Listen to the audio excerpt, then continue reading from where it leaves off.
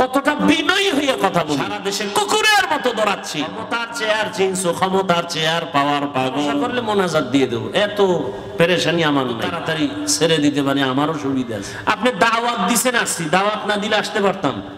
কথা বলেন না কেন? সেই সময় আছে। দাওয়াত দিছেন, আসছি, দিনের কথা শুনবেন, আপনারাও আসছেন। এখন যদি আপনাদের মনে না চায়, আমার বলার দরকারটা কি?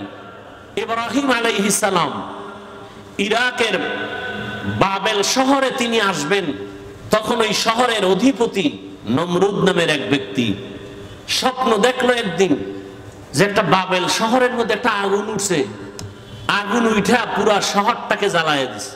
নমরুদ স্বপ্ন দেখে ভয় পেয়ে পরের দিন ওজিরদের ডাকলো, যারা ভাগ্য গণনা করে এদের ডাকলো, এই আমার ভাগ্য গণনা করো। রাতেই স্বপ্ন দেখলাম আগুন উঠছে, আগুন পুরা বাবেলকে জ্বালায়া দিতেছে।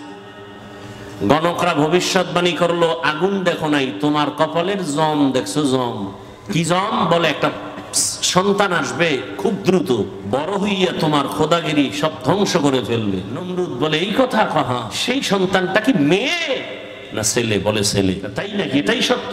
বলে হ্যাঁ এটাই সত্য। কয় ছেলেটা কি আসছে? কয় না। কোথায়? মায়ের গর্ভে আছে। কয় মায়ের গর্ভেও আসে নাই। নমরুদ বলে তাহলে এই সুযোগ হাতছাড়া করা যাবে না, দ্রুত মিটিং ডাকলো।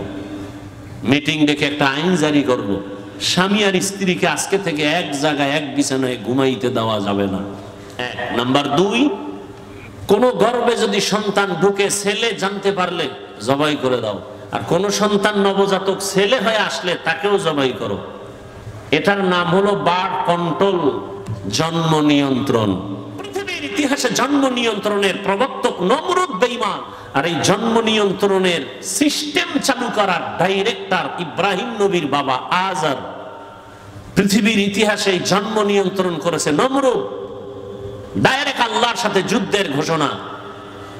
যারা জন্ম নিয়ন্ত্রণের ট্যাবলেট খায়, আছে না নাই? কেন এই ট্যাবলেট বানাইলো কারা? খবর নাই। আর চায়ের দোকানে বসে চাপাবাজি করবে হুজুরেরা কি? পৃথিবীর